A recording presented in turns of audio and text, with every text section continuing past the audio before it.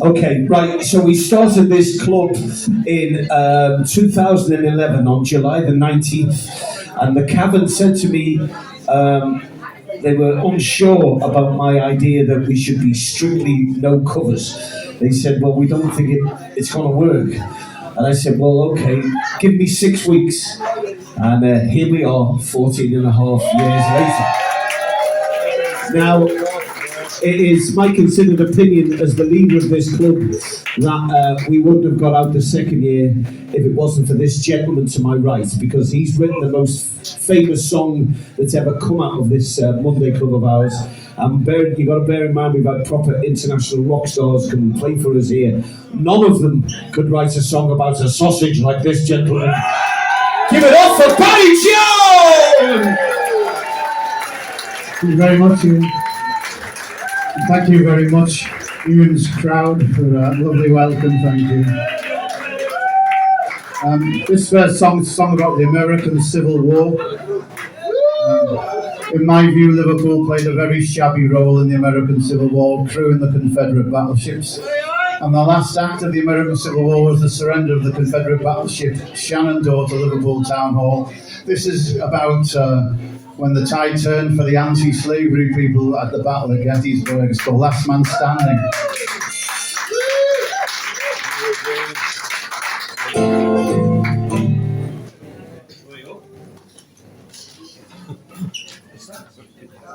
I think I've just found a wallet.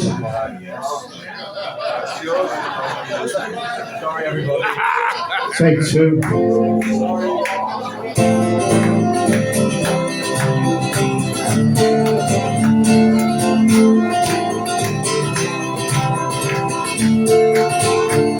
I found me cold and hungry as the grunting sergeants do, and they took all my civilian rags for a uniform of blue.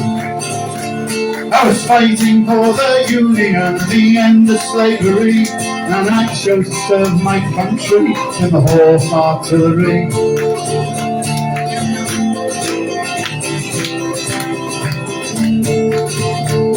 We rode across Virginia through the mud and rain and mire, and then General Lee was forward and he forced us to retire. Like Nancy wrote me letters that made me want to cry, and we rode on up to Gettysburg on the first day of July. Well, I am the last man standing from the New York battery when we held the line at Gettysburg in 1863.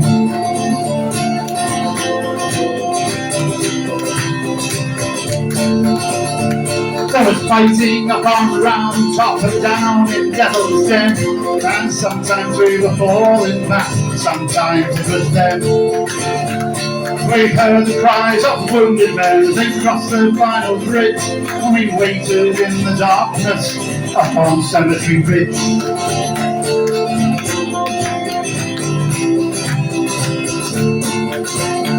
Well, the sun rose up with anger through that Pennsylvania dawn, and then Pickett's men came charging with me, mowed them down like corn. We saw them swarm towards us and we heard the rebel yell, then we loaded up with canister and blew them all to hell. Well, I am the last man standing from the New York battery when we held the line at Gettysburg in 1863.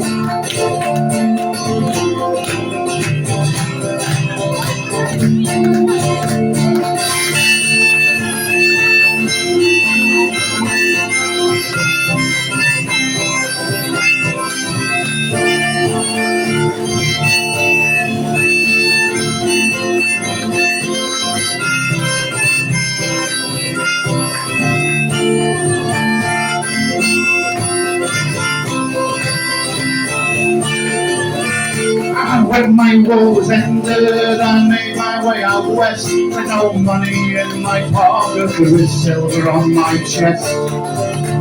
Then I lived beside my neighbours who had won the blue or grey, and we worked the land together, we built the USA.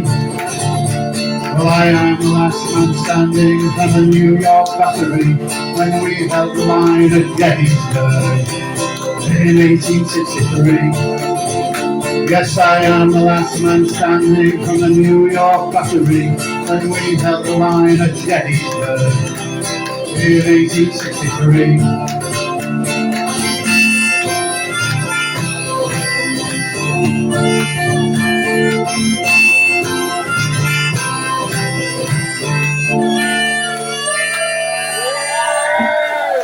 Thank you.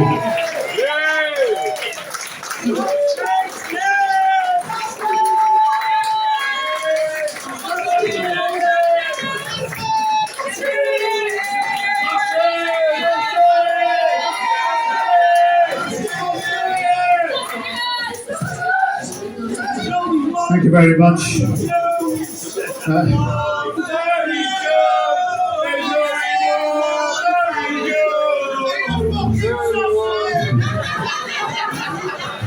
Steady on. Ian was kind enough to mention this song as he always does.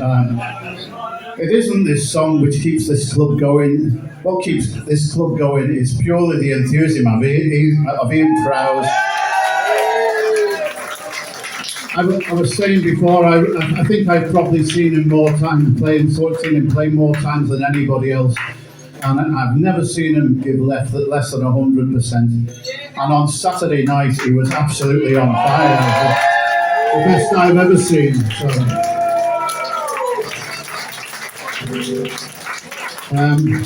So I wrote this song nearly 13 years ago for Monday Club because a lot of people would get up on stage and swear. And because I don't swear, I wrote it as a morality tale about the perils of swearing. But because I have to swear in the telling of the tale, I ask if people will join in and sing along to make me feel a bit better. I've played the same song now probably close to 500 times, and I've used the same introduction, and it's total bollocks, because I do swear. I like to think I'm quite good at it. And I have read on the internet, which only ever tells the truth, that swearing is a sign of intelligence. So you can either join in and sing along and look intelligent, or else you can finish that off for yourselves. My songs are available on southboundatticband.com for free download. And this one's on Spotify and it's on Amazon Music, so you can go home and say, Alexa, play Hide the Sausage, and see what she says. Hasn't worked for me yet. This is Hide the Sausage. One Sunday afternoon I was gardening like a loon, so I could settle down and watch football. The match, it was a ball, it took them 2 hours just to score. My wife said, let's have chips, what a good call. Now the chip shop man and me, we had some history. I didn't like that he was always swearing. He'd F and Jeff at me if I didn't have the right money. I'd ordered a split portion just for sharing. But I always stayed polite, I thought it was only right. Onion gravy and chips, fried please, and a sausage. He wrapped them up quite quickly, I've never seen it work so slickly. I was soon on my way home back to our cottage. When I got the piece back home, my wife was on the phone. So I took on the task to put that food out. Imagine my despair when the sausage wasn't there. I went straight back to the shop for a shootout. I marched in with face like thunder, sizing customers as thunder. Anyone could tell that I was raging in my state of heightened ire. I thought I'll fight fire with fire, and with these very words I did engage him. I said, where's me fucking sausage, you bastard? Where's me fucking sausage, you bastard? I was hoping to enjoy a lovely Savoy. Now where's me fucking sausage, you bastard? He said, who you calling a bastard, you bastard? Here you call it a bastard, you bastard. Your position is diminished by the fact I haven't finished wrapping up your stuff before you fucked up. Well, I phoned up your wife to tell her of the error. She said it was alright, you were an easy-going fella. Now I went to Canard and we spoke like this on ships. Now you a fucking card and you can whistle for your chips. Well, I went home to my wife who was ashamed of me quite rightly. She said she couldn't eat though she was famished. And from my conjugal nights, which used to be twice nightly, I found myself indefinitely banished. Cause I said, where's me fucking sausage, you bastard? Where's me fucking sausage, you bastard? I was hoping to enjoy a lovely Savoy. Now where's me fucking sausage, you bastard? There's more. Now the moral of this tale is to think before you speak, resisting the temptation to get lippy. It's not big or clever to swear, and if you get it wrong, you could be anchored off for May without a chippy. So don't say, where's me fucking sausage, you bastard? Where's me fucking sausage, you bastard? I was hoping to enjoy a lovely Savoy. Now where's me fucking sausage, you bastard? Your turn on your own! Where's me fucking sausage, you bastard? Where's me fucking sausage, you bastard? I was hoping to enjoy a lovely Savoy. Now where's me fucking sausage, you bastard? Beautiful now everyone! Where's me fucking sausage, you bastard? Where's me fucking sausage, you bastard? I was hoping to enjoy a lovely Savoy. Now where's me fucking sausage, you bastard? Beautiful singing, thank you.